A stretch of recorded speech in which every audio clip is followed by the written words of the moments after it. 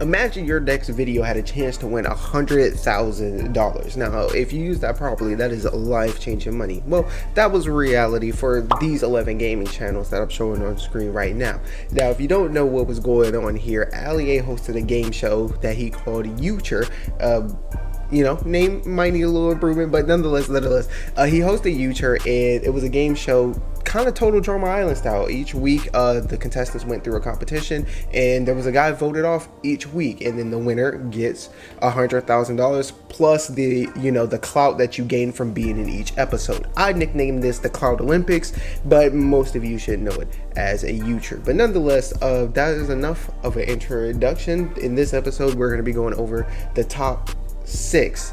No, we're gonna be going over the top 5 contestants in that you know what I'm saying, in the competition. I went over the bottom 6 contestants as there was 11 in a previous video. If you missed it, you can check it out. I'll link it in the description, maybe even put it in the end card. And today we're gonna go over the top 5. So yeah, I'll catch you all in that. The first contestant to drop out of the top 5 was Skizzz Gaming. Skizzz is a South African YouTuber whose content is almost entirely based on Fortnite. While I think Skizzz is the youngest person in the competition, found out that he might be tied for the youngest person in the competition. Nonetheless, he is for sure sports the youngest channel in the competition, as Skizzz Gaming, the channel, only started posting videos less than 6 months ago. Now, that could be a skewed number if he deleted some videos or, you know what I'm saying, unlisted some of his older content, then the channel could be older than that, but I'm just using public information here.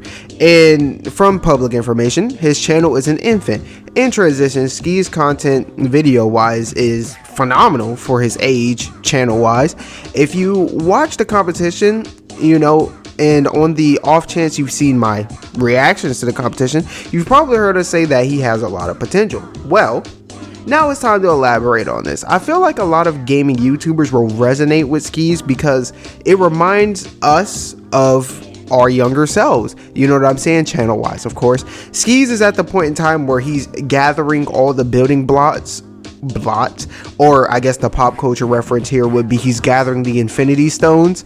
Nonetheless, his content is great, but those of us who've been at that stage may feel like his video is missing something because we've progressed past that stage. For example, Skizzz uses stereotypical game instrumentals, and sometimes he'll even do beat drops in the competition. I remember one time he had a beat drop, but it was off by a second.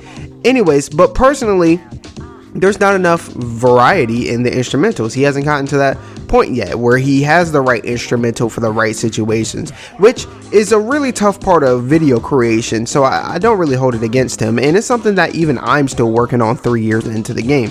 But on a lesser note, I noticed that he rarely, if ever, uses sound effects. On one hand, that isn't a big deal for naked gameplay or whatever, because sometimes it has its own sound effects, but on a more relevant hand, using sound effects would greatly elevate his personality, like having transitions and in transition effects would also help refine the videos. You know what I mean? Like the sound effects that go with transitions and then having transitions in the first place. The last issue I'll point out, and is one I'm very sure he won't be able to solve anytime soon, is his voice. Not like, you know, the way he talks, but it's similar to what I said about Tori Creo in the last one, is despite having this vibrant personality, it always feels like they're holding themselves back from being too loud. Oh no, big nowhere to be seen. Where is he? Skizzz, I think he's done the impossible in first place. He has gone clear from the rest of the crew. Which Tori has a family, so I get it, and she actually confirmed in the comments that she does record next to sleeping children, so she has to do that. And Skizzz, I don't know how South African culture is, but at his age, it's safe to assume that he still lives with his parents. So I get that too. You know, if your mom hasn't kicked your door and screaming, "Turn it off," because you were yelling at the Xbox, you're not a real gamer. In transition, despite some of the issues I pointed out, Skizzz made top 5 in a competition, in this competition, with a 6-year-old channel. That is a remarkable accolade. And although you didn't ask, I'm going to tell you how it affected his channel. According to the first episode, when Skizzz joined the Uture competition, he had 393 subscribers. In the support for his videos, just like all small channels, were spontaneous at best. getting anywhere from 10 views to mid hundreds on some of his videos. But now, as of July 28th, one day after being eliminated, Skizzz is now sitting at 2,570 subscribers, getting over 500 views consistently, with a few cracking 1,000. Now, that is a massive jump in support, especially given the context of a youthful channel based on a game that's already peaked. And if I were to give advice to Skizzz, it would be not only to keep doing what you're doing, but also start to watch a variety of YouTubers and shows, and pay attention to the effects they use, the music they use. Like I think he referenced like watching Stranger Things or something. Pay attention to when they play certain songs and this, that, and the third, and apply it to your craft. Like having a goofy instrumental to emphasize when you're roasting a character, or having something weird or confusing happen to you, would be a low effort edit to massively improve that part of the video. I noticed he cuts the full screen, his full screen camera a lot. It even uses the black and white effect for sad movements. Well, using something like the bamboo hit sound effect, that boom, paired with a sad instrumental like the Evil Morty theme, would be magical, and it would really elevate that point, that scene. Besides the video improvements that will probably come natural for him, given how he grew throughout the competition. Another piece of advice I'd give is, I hope uture motivated him to try out different games, even if it's similar to Fortnite, as on YouTube you will eventually find success doing whatever whatever you're doing, but you don't want your success to be tied to that one thing. For example, you don't want to have 20,000 subscribers who only watch Fortnite and Fortnite YouTubers, and the new Call of Duty comes out and it looks awesome and you're like, I want to play that, but the video tanks because your viewers don't watch Call of Duty, and you're stuck playing Fortnite even if you're excited to try something else, or you want to pivot the channel in a new direction. To throw in a little lore, that's what happened to me. You may notice that I'm close to 3,000 subscribers, and actually after writing this I did crack 3,000 subscribers, but less than 10% of that, those 3,000 subscribers watch my videos.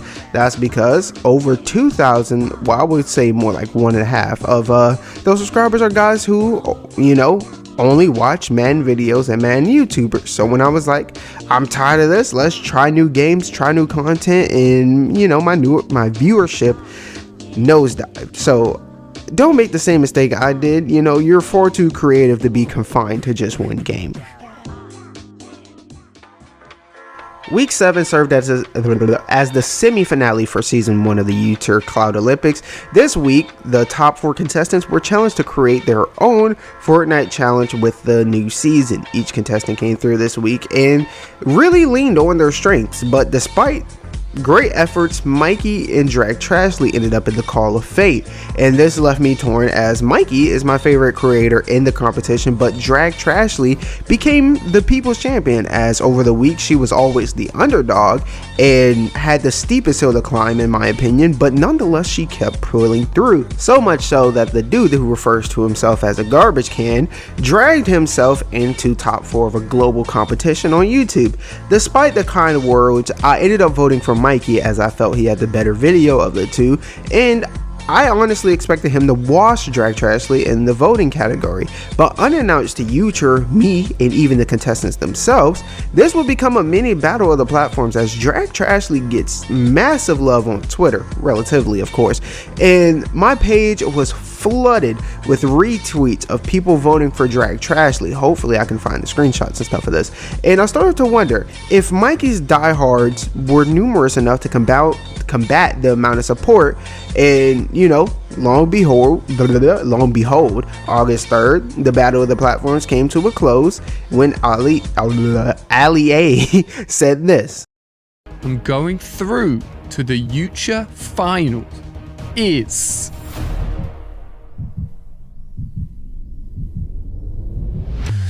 Mikeeey. Oh my god.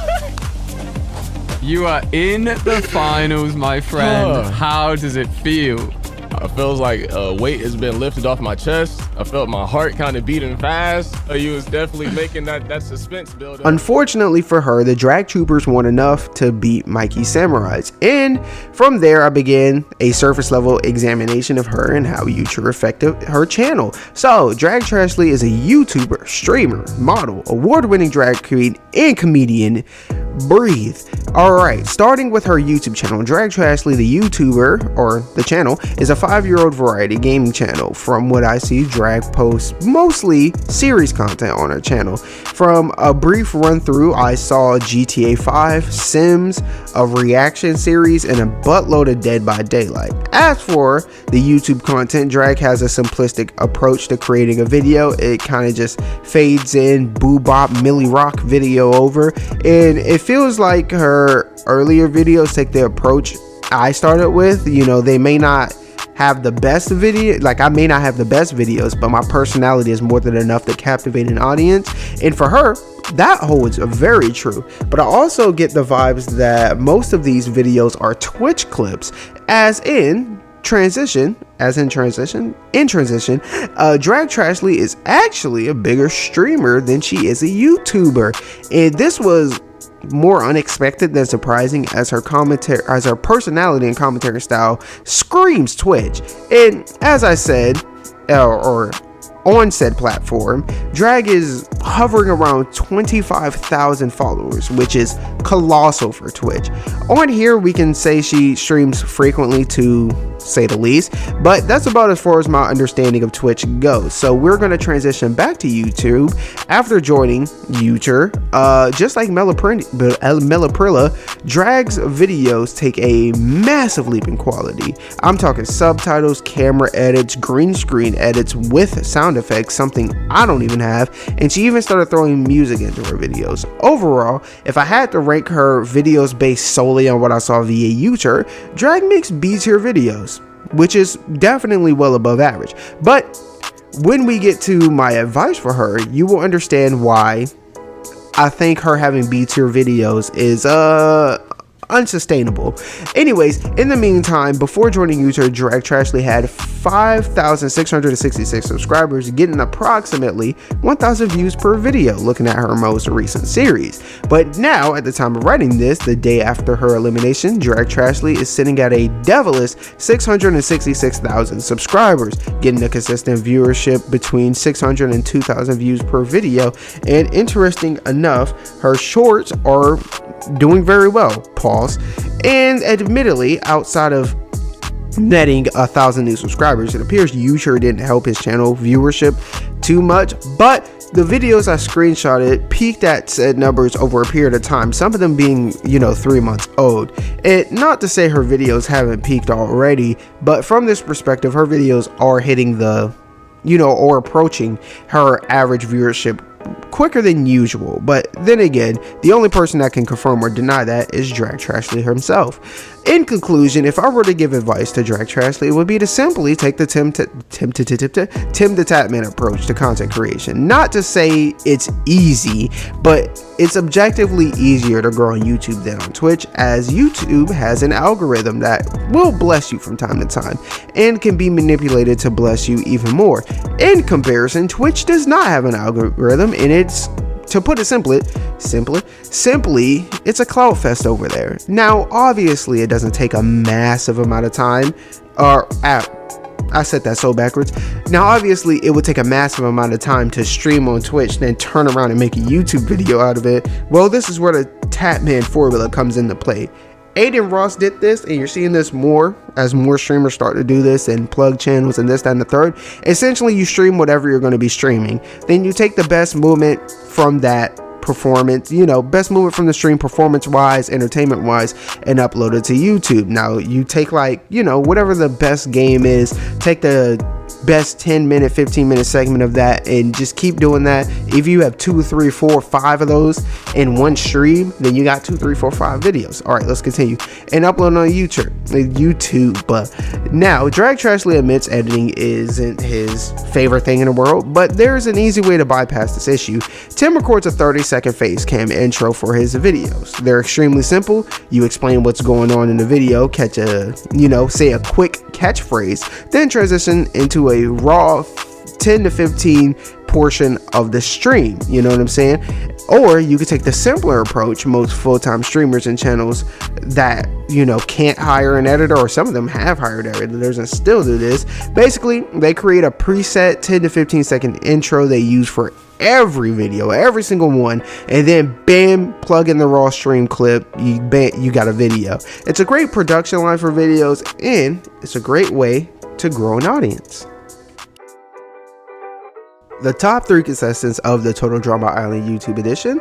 These 3 were tasked with creating 3 different videos for the final competition: a collab video, a YouTube short, and a solo video. And I want to take a second to appreciate the insane logistics behind this episode, as Mikeeey did a collab with Mr. Mike, and if you missed it in the first episode, Mikeeey is on Central Standard Time CST, Mr. Mike is on British Time. BST is 5 hours ahead of me, and I'm an hour ahead of Mikeeey, meaning that Mr. Mike and Mikeeey had a colossal 6-hour time difference.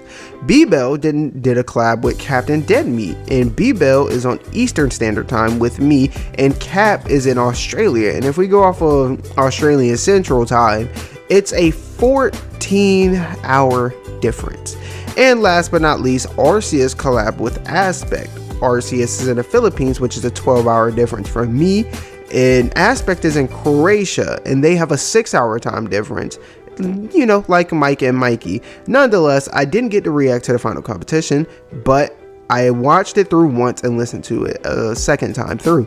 This portion of the video is written before the winner of the competition is announced. Who thought I was about to say a sponsorship here? Dude, I get like 10 views. There's no sponsorship. Nonetheless, the judges and rankings are half of the deciding factor for the winner, so we're going to use their rankings, to order this. Please note that when the fan votes come in, this might be shuffled heavily. So based on the judges, the contestant that is taking bronze is BBelle. BBelle is a 6-year-old, why did I pause there? Is a 6-year-old variety gaming channel. I really admire the grind, as she's been pumping these videos out for a while now. And speaking of videos, BBelle is, in my opinion, the best editor in uture. Now, you can make a strong argument for Mikeeey or Arceus, and I think that would be more of a 1A, 1B argument rather than having a clear winner. Nonetheless, BBelle's videos consists mostly of your online gaming experience, which is a pool of infinite videos. BBelle does a good job, actually she does a great job of combining consistent commentary with music and visual edits. Most creators, even larger ones, will tend to do one or the other. BBelle nails all the little things in the video, for example, subtitles, using PNGs or graphics to help storytelling, sometimes even 3D freaking renderings, music choice, music switches, and a variety of camera effects, including green screens and whatnot. Unfortunately, BBelle shows a lot of emotion or passion in her videos, but she has a rather calm delivery. And in the era of shock value, I feel like creators like this are kind of undervalued. A great example of this is like Shofu's reaction to her videos in the finals, competition thing video, whatever, where he was like, it was good, but I feel like it's missing something. In transition, at the start of the competition, according to the first episode, BBelle started with 19,500 subscribers and was averaging above 300 views a video. At the time of writing this, 3 days before the votes lock in, BBelle is sitting at 22,500 subscribers, getting between 500 and 1,000 views per video. And in the stream, which, to be honest, she's about to get a new subscriber because I need stuff to watch while I'm at work. Nonetheless, this is where I would normally give advice, but BBelle is doing everything she needs to do, and she's streaming more. She posts regularly. If anything, she could probably make some shorts for TikTok or whatever, but besides that, you know, not too much advice. But I will make a reference that you guys can take or leave. I recently watched this video by BBelle where he explained how despite resetting his channel or resetting his YouTube career, he still makes a six-figure income editing for other YouTubers and splitting revenue on his reset main channel. I can really see BBelle taking this path, or at least flirting with it, as her editing format is pretty universal and there are a lot of people who would pay good money for the things that she does video wise.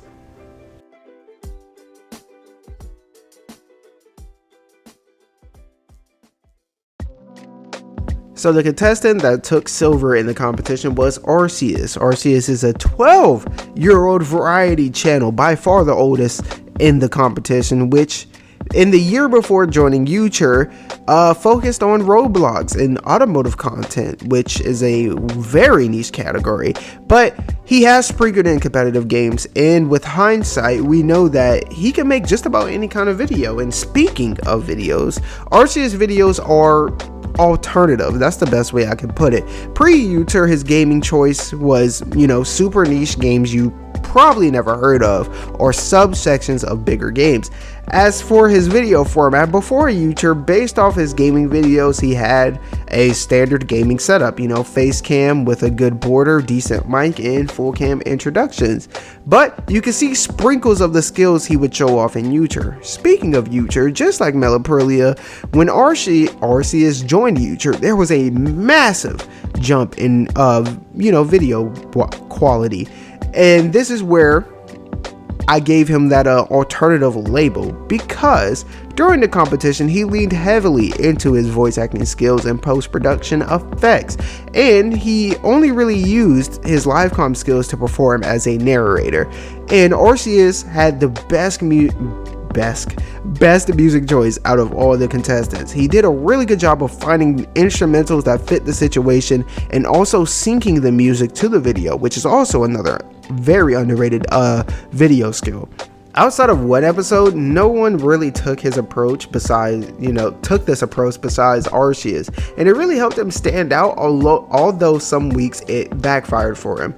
It's hard to do Arceus justice by explaining his videos. You really have to see it to understand it, as there's really no comparison. Nonetheless, in transition, according to the first episode, Arceus started the competition with 1,580 subscribers, getting mostly 200 to 500 views with 2 or 3 outlier videos a month, give or take. But at the time of writing this, 3 days before the votes are finalized, Arceus is sitting at 4,430 subscribers, getting over 1,000 views per video with an outlier or 2 a month, which is great growth.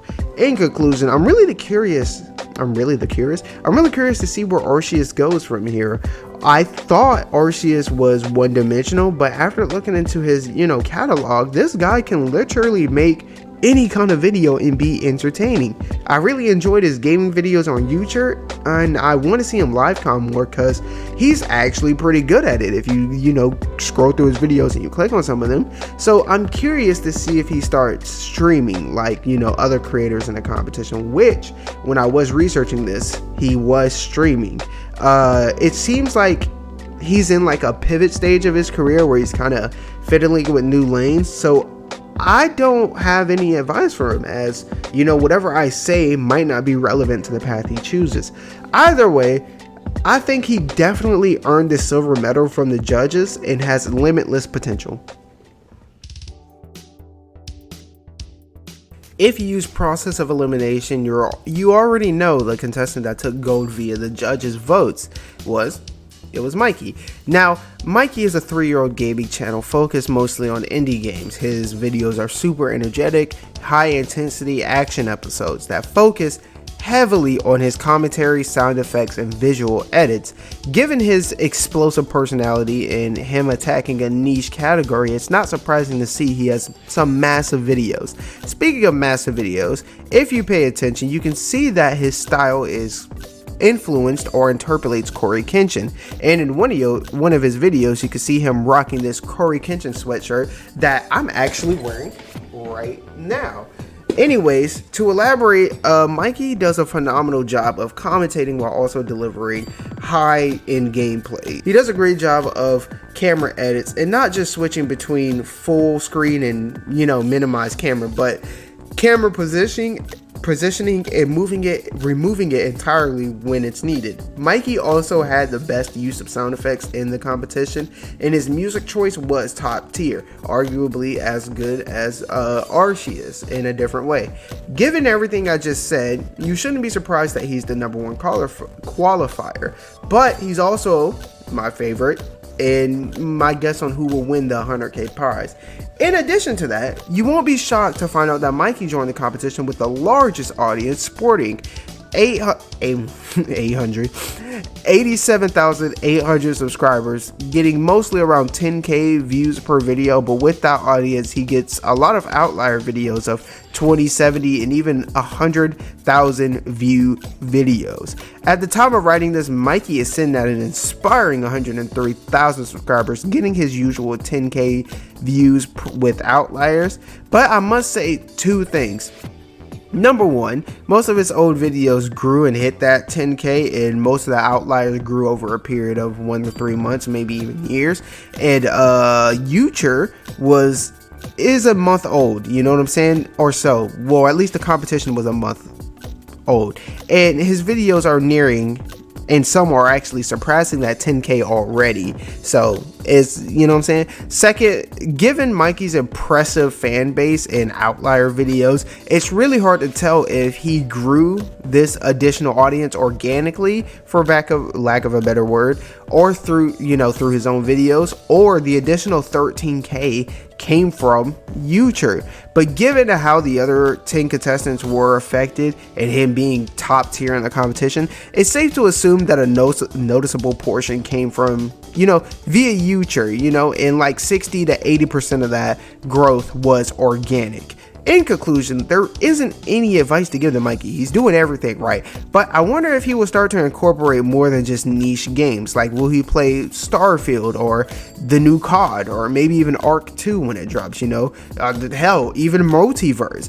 As personally, I'd be glued to those kind of series, but I get why you'd play indie games. It gives you a lot of wiggle room and freedom, commentary and editing wise. Nonetheless, it's T-6 days until the winner is revealed, and I'm pretty confident it's going to be Mikeeey. So we're going to do a brief recap of the bottom 8 contestants. I believe that's bottom 8, bottom 6, something like that. Yeah, the bottom 6, and then we'll end by revealing the winner and my thoughts on the competition.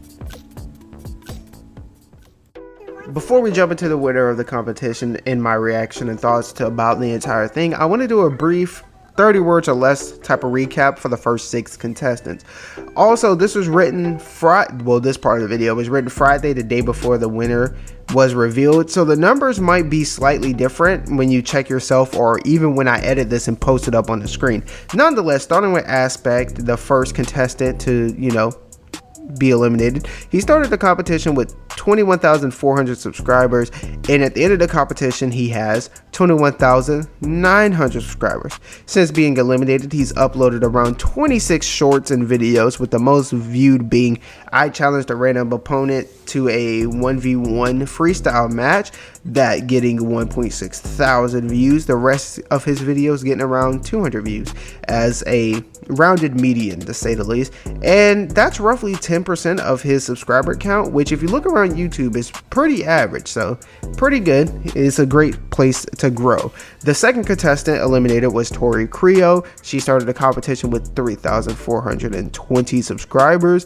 and ended the competition with 4,210 subscribers. She uploaded around 15 videos since being eliminated, all but 2 of them being shorts, the most viewed being Funny Prank on Husband with 6,500 views. Her median view wise is about 2K, but views on shorts are spontaneous at best. Her videos get just below 200 views, which isn't bad. Something I forgot to throw in the last time we covered Tori is that I found out she's actually a model, and that could be leveraged heavily on TikTok. Cosplay, dress up, and other just standard modeling is explosive on TikTok view-wise. But of course, you should weigh the pros and cons of that method, as those fans in that fan base tends to be a little weird, to say the least.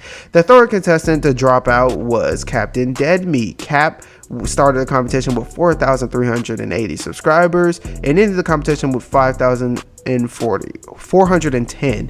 I don't know why 10 keeps messing me up. He has released 13 videos in a live stream. I believe his streams are unlisted, so there might be more streams in there, but nonetheless, anyways, his most viewed video since being eliminated is I played Fall Guys until I lost my voice, which has 457 views. I think Cap will be a killer streamer, so I hope he sticks to the grind and does more collabs. The fourth person dropped from the competition was Mr. Mike. Mike started the competition with 181 subscribers, the lowest sub count of the series, and he ended the competition with 1,690 subscribers. Nice. Probably one of the biggest jumps in this series, or at least, you know, top 5 in the net. He has uploaded 8 videos, including live streams and shorts, with his most viewed being Is This Goodbye short, getting 1,700 views, which he followed up with a 1,300 view stream. His content has elevated since the start of the show, and if you enjoy PG games, I strongly recommend his channel. The second to last dropout of the Slick Six was Mikeeey Cake. She began the competition with 761 subscribers and ended the competition with 2,870. Mikeeey Cake has done a handful of streams since being eliminated. The only one publicly available at the moment is even more just chatting in games, which is at 1.4 thousand views. She did have a collab video with Skizzz, who attempted to raise her up, and it's worth a watch if you got some time. In conclusion, if there was a Rookie of the Year award, my vote would go to Mikeeey Cake. And the contestant that just missed out on top 5 was Prilla. Prilla began the competition with 4,800 subscribers and ended with 6,220 fucking subscribers. She has uploaded 2 videos since being eliminated and 2 or so streams that aren't publicly available. Nonetheless, her most viewed video since being eliminated is Uture Contestants Betray Each Other with 793 views, which is an insane video given that all but two of them are in the same time zone. But hey, shawty, knock them streams out and get them stream clips up. As we are now about to come up to the point where we do announce the winner, ladies and gentlemen. This is very, very exciting. The votes have been totaled, and we are getting to that point where the winner will be announced. I'm going to draw this out because I have to. It is the biggest part of the Uture show. We have been building up to this for 8 weeks here on YouTube, but the applications came in even months before that. This has been a huge undertaking. I want to give a big shout out to everyone behind the scenes, the Uture production team, everyone that has made this happen. And of course, the 2 people that have made it into the top here, Archeus and Mikeeey, have done incredible to get here. They will be able to call themselves the winner of Uture, YouTube's next big content creator. And let's not forget, they will be taking home that prize of $100,000. Very exciting. Okay. Verifying the winner. And we've got it here. The votes have been totaled. Don't forget, combining the judges' score from last week's episode with the public votes. I have the winner in front of me. Ladies and gentlemen, the winner of the Uture Show Season 1. Everyone get ready to hit the like button. W's in chat. Round of applause. It is Mikeeey! Congratulations! You have done it! You have won yourself $100,000. You are the Uture Show champion right now. How are you feeling? Talk to me. Is it?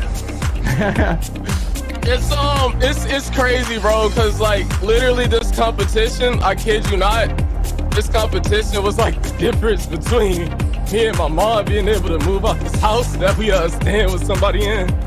See, I'm trying to keep it together. I'm trying to Alright, I said I was going to end on my opinion of Uture. Now, I think Uture was a dope show. Video wise, it's dope experience. I might be a little biased because I reacted to every episode of it, but I did find it extremely interesting seeing people try to put their best foot forward to earn that 100K and just the claw to stay. Why is this water bottle popping?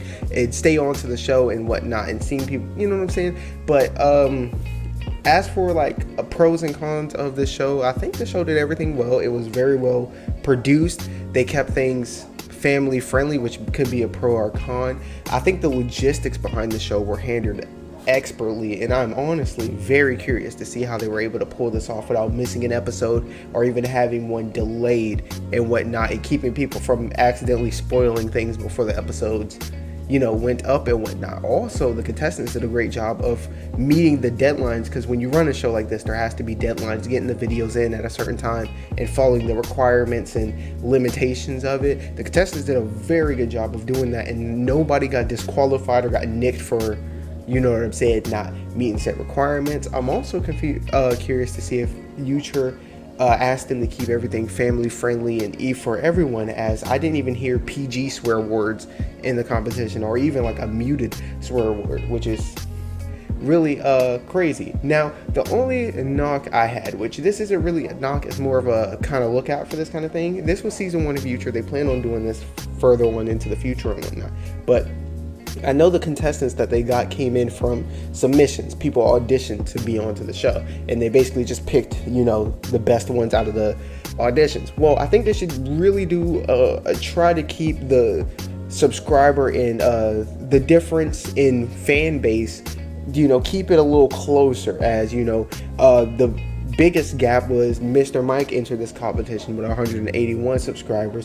Mikeeey, the eventual winner, entered the competition with 87,000 subscribers. That trumped everybody in the competition. So it didn't really happen in this season, because Mikeeey clearly deserved to win. Everybody in the top 3 deserved to be there and whatnot. But to avoid a little bit of controversy in the future, you know, the example I gave on stream was Mikeeey reached 90,000 subscribers on week 2. So if he was ever in the danger zone, if 1% of his subscriber base, you know, of his subscribers came through and voted for him, he gets 900 votes, which was, you know, that's more than like half of the freaking contestants had in subscribers, or at least a few of them. So I think you should avoid that, as it would artificially boost somebody up the rankings just for simply having a bigger channel, when you want to find the best person in the competition. It's supposed to be who's the best, not who has, you know, it's not supposed to be a clout fest. So to avoid a clout fest in the Clout Olympics, you should keep the subscriber pool together. But otherwise, I really thought this was a fun series. I can't wait to see them do this again. I think they might do this once or twice a year, maybe. That's what I would do. I mean, who is going to be throwing out 100 bands? Plus, they dropped a care package on each one of the contestants to make sure they had the right gear to pull off these videos. So they gave them like hoodies, Elgato stuff, you know, I think even a computer and things of that nature, a camera, a microphone. That stuff's not cheap, you know what I'm saying? So yeah, I think they do this 2-3 times a year and whatnot. But yeah, this was really dope, you know, on the off chance like Allie, the star power was insane. They had Allie, Lachlan, MythPat, there was some other Laser Beam, LD Shadow Lady, Lil Simi. I didn't even know the other creators, and some of them were bigger than freaking, you know what I'm saying, Lachlan and them, and I didn't, you know, I couldn't even fathom that. But yeah, this was an awesome show. You know, if and when they do this again, I will be reacting to it. I mean, until I get a strike or whatever, for, you know what I'm saying. But yeah, I think this was dope, and I highly encourage y'all to watch it if you got a little bit of free time. But yeah, shout out to Mikeeey, you know what I'm saying, for winning the competition, you know, being being humble, being a big inspiration to it. Shout out to Archeus, runner up, you know, all the contestants did a really good job. You know, Aspect saw my first reaction to it and whatnot. Dropped the comment. Mr. Mike, Tori Prio, had a little bit of conversation on the stream with Cocoa Cake. I had a little bit of a conversation on today in her stream, Melaprilia, you know what I'm saying. They're all wonderful people, It's crazy. But you know what, yeah, that's gonna do it. Hopefully you guys enjoyed this. I'm gonna try to get some more case studies out. My next one is YouTube pay to win, and then I'm gonna get back into anime reviews and whatnot. I got a Batman series going on, because guess what, conveniently uture was about finding the next big gaming YouTuber, and I just so happen to be a gaming YouTuber. So you know, you can catch the Batman series or any other series I did before. That will definitely be in the end card. And yeah, until I catch you there or in the comments, remember, if you know, man, because we know we have next monster bite. Sorry, and join will be hopping. The octopus said the same thing to Yoshi. It's about being patient, taking your moment. So snap out of it. You can't let a couple of losses blow you off course. You don't have to win now, just someday. Slow and steady wins the race, right? Well, it kills the octopus.